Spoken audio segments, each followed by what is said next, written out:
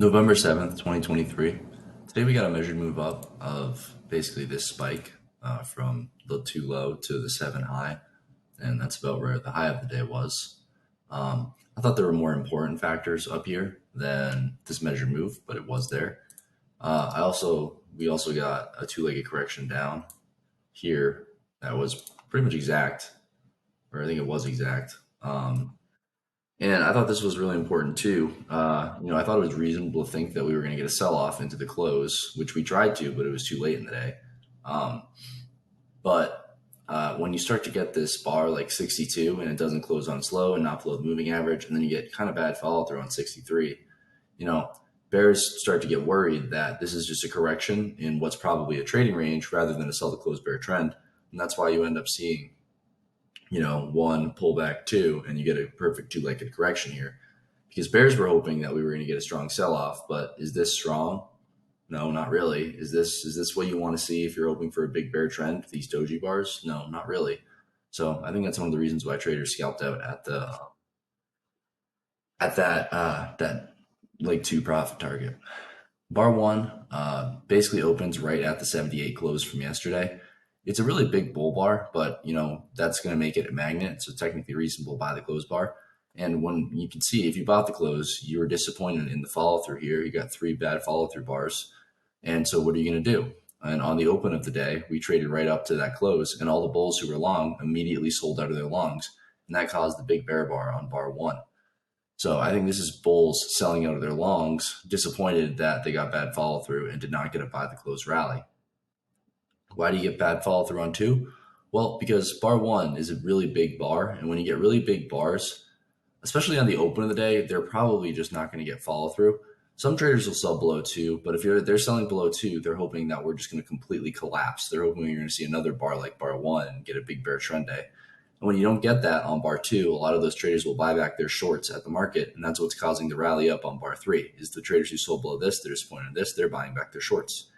Any traders who might have sold, maybe you sold to close at two, as it is potentially a sell to close bar, but it's really not all that good.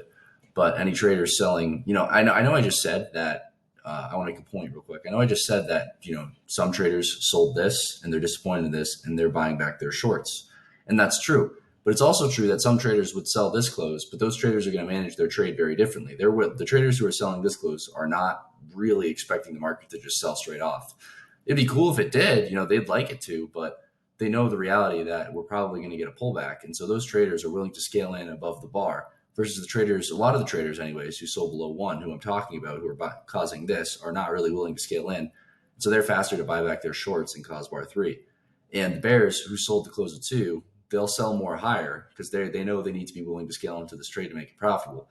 And then as four dips back down, they're trying to get out around break even at the first entry with a profit on their second entry. And a lot of them weren't quite let out. You can see it wasn't quite to the tick. So a lot of those traders were, kind of disappointed at the tail on four, and they start buying back their shorts at the market, and that causes the big bar up on five. Bar four, you could also just look at it as the second leg from one and two, because one and two is big enough for a second leg. So four is that second leg, and that's why it's testing down here. Five is potentially a second leg trap. You get bar three, pull back, bar five. So it could be a second leg trap, but it's a pretty good bull bar closing near its high, and the market's probably always in long on the close of five. I think the issue with bar five, other than the fact that it could be a second leg trap, is the fact that any bear bar kind of makes it unclear again. So if you're buying above five, you really want to see good follow through. You really don't want to see a bear bar, because if you get any kind of bear bar here, the market becomes very unclear and it looks more like a second leg trap, and now it looks like the top of the trading range. You get good follow through, or not really good follow through, but okay follow through on bar six. But if you bought above five, you wanted another bar like bar five. When you get six, it's enough to make a lot of traders stay long, but it's just not ideal. Traders buying above five were hoping they were going to get a pretty explosive follow through bar, and they really just didn't get it on six. It's enough for a lot of traders to stay long though, and it is a pair of bull bars, so some traders might buy the close, and that's what's causing the rally up on seven. I kind of thought that this rally had to do with the daily chart. If you look at the daily chart for a second, I just like to use the SPY daily chart. If you look at the daily chart, you can see we got a doji bar yesterday. And when you get an inside bar, that's a doji bar. Um, the market, it's a magnet. The top of the bar is probably, the top of every bar is kind of a magnet. But I was expecting this to trigger. Long story short, essentially, I was expecting, traders want to know what's above this inside bar. They want to know if there's a bunch of buyers there, if we're going to get a strong rally, or if there's going to be sellers up there. With the fact that we're at the top of this trading range, and this is a really strong rally, obviously, but it's overdone, and so we're probably going to end up getting a pullback within a couple of days. Kind of similar to what I was saying down here, where I thought we were going to get a bull pullback. Obviously, this is extreme. I don't think we're just going to sell straight off. That's very unlikely. It's more likely we're going to get a sideways to down pullback. I don't know, lasting a couple of days. But my point being, I thought we were going to get above the prior day's high, and that high is right here. And so I thought we were going to get up here, and I wasn't surprised when 7 started to rally. I thought 7 might go straight up to that high during the bar, but it ended up, not doing that, and we got disappointing follow through for the bears on 8. And I think 8's an important bar too. It makes it less likely that it's going to be a bull trend day, because why is there such a big bear bar there if it's going to be such a strong bull day? I think bulls did a good job with 5, 6, and 7 reversing the damage from 1 and 2. But 8 is really disappointing, and it still makes me think there's going to be a trading range day. If bulls were really strong, they would have raced up to at least yesterday's high and kept a gap open with this high, and they weren't able to do that. Though it is notable that we did end up getting an open gap right here. And that's one of the targets, I think, for traders who were selling late in the day. Obviously, we did not end up getting the sell-off that I was hoping for. But if you did start to get really strong sell-off, I thought that this high was going to be a reasonable, area for the market to test.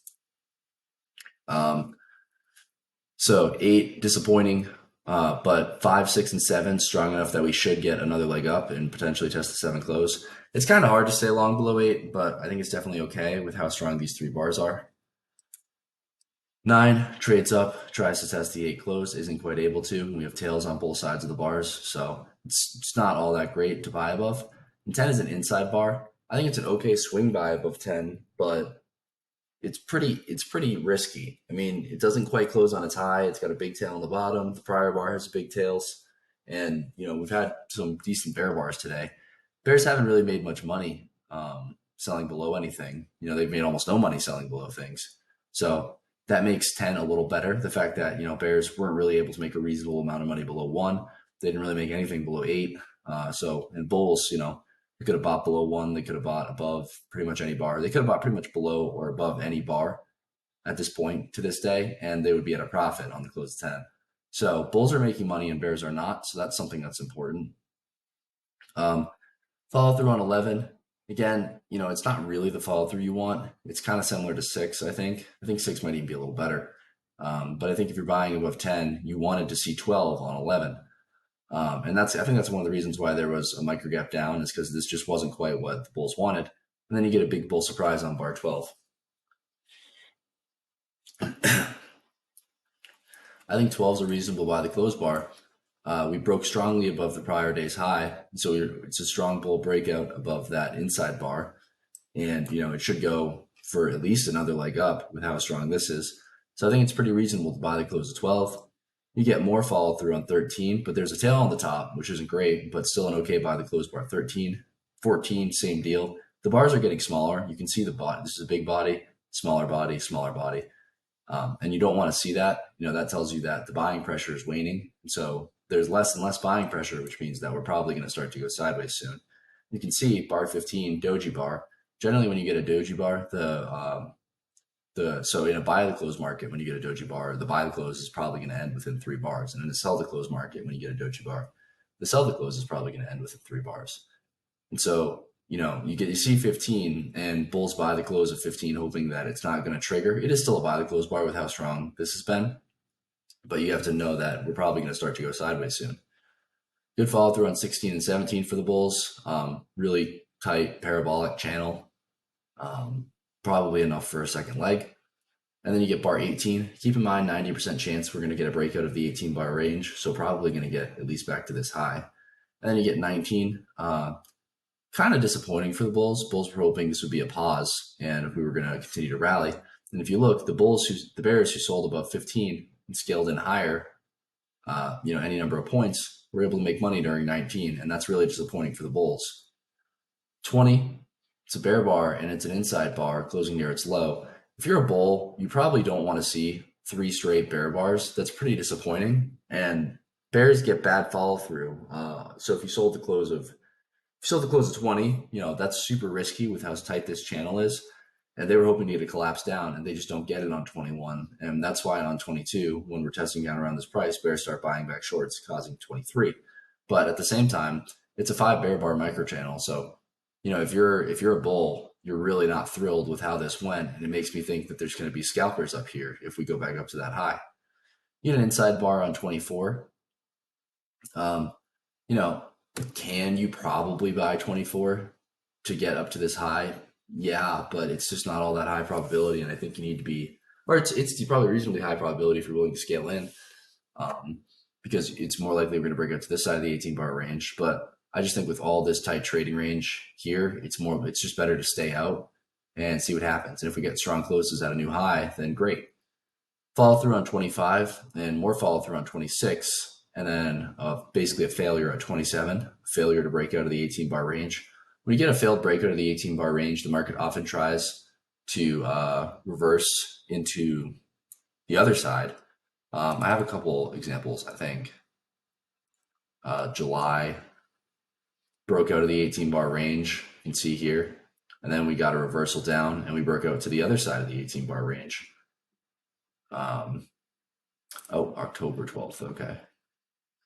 You can see 18 bar range. We got a failed breakout of the 18 bar range and then got a collapse down and a breakout of the other side of the 18 bar range.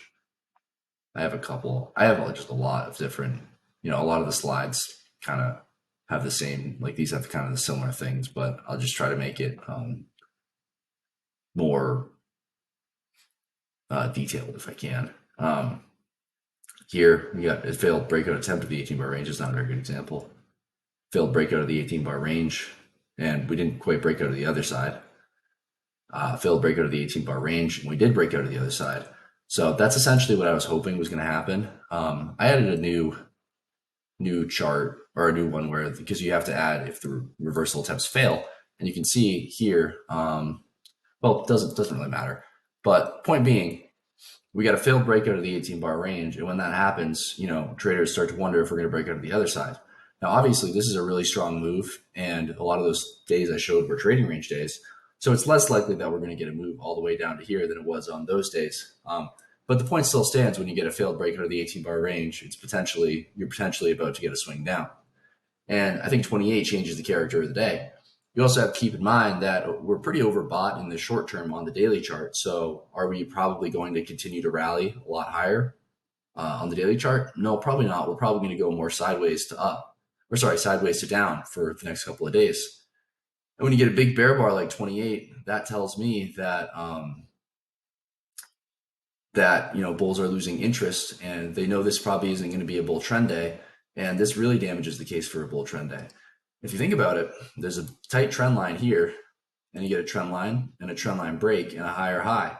And when you get trend line breaks and higher highs, oftentimes you'll get a higher high major trend reversal attempt. Except what happens usually when you get a higher high major trend reversal attempt, you have to get a lower high first before you're going to get continued down. I have some examples of that too. I'll just show one or two.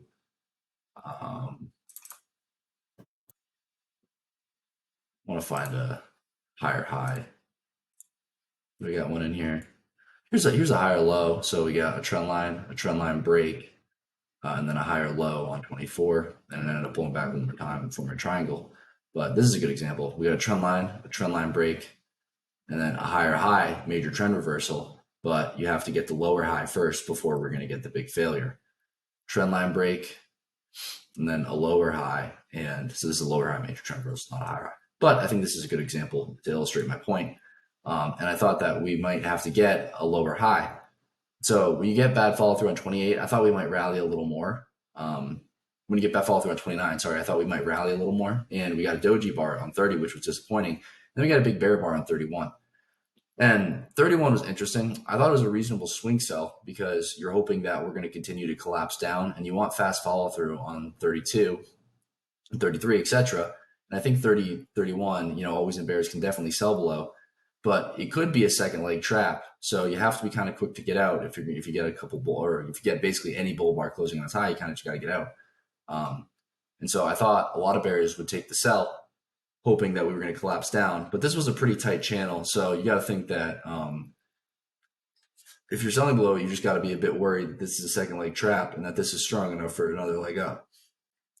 So, anyways, bad follow through on 32, disappointing for the bears. And then inside bar 33, potentially a swing sell below. It could be one, pullback two, pullback three. So you might be selling a third push in what could become a trading range if you're selling below 33. But it's probably it's probably okay to be short, I think, during 33, just holding that kind of hoping that we're just going to get a strong breakout down. But then 34 is really disappointing. There's a big tail on the bottom. So any bears who sold below 33 just scalped out really quickly once they got a quick profit. And that's not what you want to see if you're a bear. Bears start buying back shorts. That causes the rally up on 35. It's a wedge to 35, but this is a tight enough bear channel that I don't think the first reversal up is going to succeed above 35. And you get disappointing follow through on 36. And what I noticed during 36 was a measured move down of the wedge leads us to about the low of the day, which is obviously always a magnet. And so I was thinking that, when 37 started to sell off, I was thinking that we were going to get a breakout below the wedge and potentially a measured move down. But then 37 got bought up and became a doji, and that changes everything, right? Because if you were selling, during this, you were hoping that we were going to get a collapse, and all those traders just end up scalping out at the new low. You wanted at least to close below 34 to confirm the breakout, and then you get a doji bar, and those traders are disappointed. So if you sold below 36, you get 37. Those traders are exiting around break even during 38, and that causes the rally. Probably sellers above 38, probably sellers above 37, but not like a great sell above. It's just better not to do anything. You're in the middle of a tight trading range. Bad follow through for the bulls on 38, 39 inside bar. Again, tight trading range. Breakouts are going to fail. You get a breakout attempt on 40, and the breakout attempt fails. So 50% chance the first breakout attempt fails in tight trading ranges. Generally, 80% of overall breakout attempts are going to fail. And you can see that holds true. This is a failed breakout. This is a failed breakout. This is a failed breakout. That's the upside. Then we tried to get a breakout to the downside below 40, and that's 4 failed breakouts. And then the fifth one worked. So 80% of breakouts are going to fail in tight trading ranges in general. So just better. Moral of the story is better to wait for a good looking bar. So 40, any bears who were, they were hoping to sell below 40, thinking that some traders got trapped out. Anyone who had stop above here, stop above here, stop above here is now trapped out. And they were hoping those trapped out bears were going to be have to sell again below 40. And additionally, they were hoping, bulls were looking to buy the breakout, and the breakout is failing. And so those bulls are going to have to exit their longs below 40 and cause a sell off. But really what 40 looks like is just a vacuum test of the 30 low, since limit order bulls who bought below 30 should be able to make money.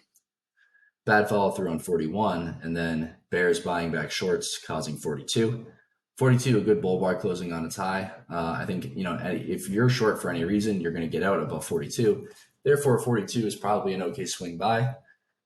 Traders take the buy above 42, but they get follow through on 43, but it's disappointing. Why is there a tail on the bottom and a tail on the top when you had such a good bull bar on 42?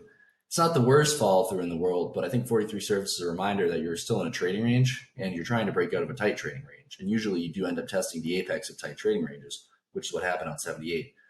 Additionally, something I thought was interesting is if you look at the low of 76, it's 43, so 43.9975, which means it has to get to 43.89.25 for the bears to make 10 points, because you need to make 10 points plus you're entering one tick below, and it has to go one tick past that 10-point profit target to fill your order. So you really need to get 42 ticks instead of 40. And you can see we came up one tick shy of that. And so it was a 41 tick trap for the bears who sold below here, hoping to make 10 points. And we went back into the tight trading range, and they were not able to make 10 points. And if it's this late in the day and traders are starting to buy back shorts, a lot of traders will just buy back shorts at the market. And that's what's causing such a big rally when they realize they're trapped. But anyways, 44, a bull bar closing near its high, but it's just not big enough. If you're buying above 42, you're probably excited. You're hoping that we're going to get good follow through, and you kind of disappointing on 43. You say, okay, well maybe 44, right? Maybe 44 will be a big bull bar. Then you get 44 and it's a bull bar, but it's just it's not super disappointing, but again, if you're getting a strong breakout of a trading range, you're hoping for this to have a second leg. You want this the start to be really strong. And this just isn't strong enough. And then you get a doji bar on 45, which again serves as a reminder that we're in a trading range, and an outside bar on 46 and 47. So it's an OO pattern, which is a just trading range pattern. Could be a final flag for the bulls.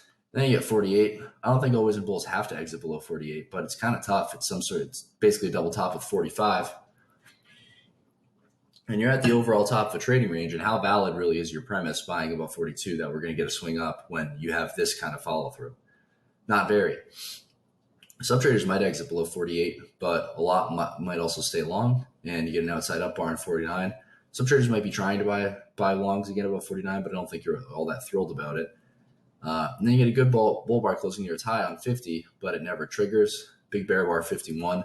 To me, once you get 51, again, I don't think that we're going to get a strong rally above the high. I think at this point, if we break above the high, it'll probably just traders will start scalping out, which is what happened. Another bull bar on 50, 52, but if you bought the close of 50, you got trapped at 51. Those traders would scale in lower below 50, and they're getting out now during 52. 53, it's a tight trading range. I think any always in bulls will exit below 53, so I can see the logic for selling 53, but I don't think I don't think there's really a reason to. It's a tight trading range and it's a low probability trade to sell below 53. And it's definitely an okay sell because all the always in bulls are going to exit below it. But if you're selling below 53, what's your premise really? You're thinking we're at least going to test into this tight trading range and maybe we're going to collapse down. You're thinking we're going to get a big swing down for selling below 53, probably for the remainder of the day. So do you need to get in on the opening bar of the swing trade? Not particularly. It's probably okay to just wait, and see if 54 is good follow through. And I don't know if you guys remember or if you were watching, but 53 didn't trigger for like the first 30 seconds. And then it immediately triggered. And then it went from here to here in about 2 seconds and then started to get bought up. And what happened was always in bulls sold out of their longs, but bears were not all that aggressive to sell or all that eager to sell. And that's why you ended up getting disappointing follow through on 54. And it also creates a breakout point, right? So there were bulls buying at this price here, there were bulls buying here. And once you end up getting the double top with 57, the neckline of the double top is 54, which is the neckline is just the lowest points between the two parts of the double top. And so, traders were hoping we were going to get a strong close below 54 for a swing. And that's another thing that 63 did that was really disappointing. Why can't we get a strong close below the breakout point? If this is going to be a strong bear swing, why aren't we closing below the breakout point? But anyways, 56, bear bar, but disappointing. There were buyers below 55. And if you sold below 54, if you sold below 53, you're disappointed 54, 55. Some of those traders are exiting around break even during 56. 57, it's one, pullback two, right? Because down on 56, down on 56, up on 56, up on 56, down on 57, down on 57. So it might be a two-legged correction, and not as strong as you want it to be. Do I think you can sell below 57? Maybe, but I kind of have the same problem with it that I did as 53. Do you need to sell below 57? Not really. And that's one of the reasons why, bulls bought the close, not letting it trigger, and you get disappointing follow through again for the bears on 58. So more follow through for the bears on 59. And you can see we were not actually able to run the stops of the bears who sold below 53. So we stayed on the sell below 53. And I think if it had trapped out bears, it probably would have had more fuel, because if you trap out the bears here and then you get a strong bear bar closing near its low, I think a lot of traders are going to be eager to sell. But those traders were not trapped out, and so you just don't have as many trap traders as you want. Additionally, traders who bought below 61, those traders were trapped in. The traders who bought below 61 were trapped in during 62, and some of them are taking their loss below 62 during 63. But 63 has a disappointing close, and traders are starting to wonder if they're going to be able to get out at break even, because it's a trading range day, and this is behaving more like a trading range than it is a big bear trend. And so that's what traders start to wonder. And if you bought below 61 and you bought the close of 63, you can see those traders were able to get out during 64. So not all that good for the Bears. 65 is an inside bar. So again, maybe we'll start to collapse below 65. But you want strong follow through, and you get 66. Is that really what you wanted to see? I don't think so. And then 67 trades above 66. And so now it's one pullback, two pullback, and then this is a third leg. So it's a third leg down in the trading range, and it's potentially headed to a leg two measured move. So a lot of stuff for the Bears, really just not as good as they want it to be. Outside up on 69, potentially an okay swing buy. I'm not sure how much was left on the bull move of the day. If you're buying, you're probably just hoping to get to a new high and see what happens there. But it's just really, didn't quite close on its high, and it's right on the moving average. So it's really not as great as it could be. And I think, again, that's the problem with trading ranges is a lot of things are just never as great as you want them to be. 70, some follow through for the bulls. You can see that the tail tried to get back to the 68 close. So any bears who sold below, the close of 68, disappointed 69, trying to get out break even 70, unable to. Tried again on 71, but again, they took a small loss and just bought back their shorts at the market. And that caused the drive up on 71. But doji follow through on 72 reminds you that you're still in a trading range, and therefore that makes 73 and 74 look like a second leg trap. One, pullback, two. Additionally, because if it's a buy the close market, right, and you get a doji, similar to over here, if this is a buy the close market and you get a doji, it's going to end within a couple bars. And what did 73 and 74 do? One, pullback, two. One, pullback, two. So makes it more likely, that was a really crude drawing, but you get the point. Makes it more likely that, this is a nested two-legged trap, essentially. And you get a doji bar on 75, so no follow through at the high of the day whatsoever. And then a bear bar on 76, it's a 3-bar reversal. You could sell below 76, but it's so late in the day, I don't really want to do anything.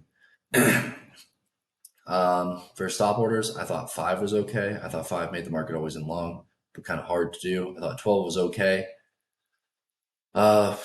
If you're aggressive, 27, or like 31 maybe, but this is not the follow through you want. And then I think 42 is an okay swing buy. And again, like maybe 62, but you're kind of taking a chance and you just get disappointed pretty quickly. So then maybe 76. Overall, I think we're going to get a pullback in the next couple of days. And I think it'll be interesting to see what ends up happening, because I do think we're going to, this is actually a similar concept, right? It's a buy the close market, and then you get a doji bar, and we're probably going to start to go sideways, and the buy the close market's going to end, similarly to what I was just talking about on the 5-minute chart. On the weekly chart, like I mentioned the other day, I think these bulls who bought this close are going to get disappointing follow through because the bear channel is pretty tight. But I overall think that this is strong enough for a second leg. Yeah, that's the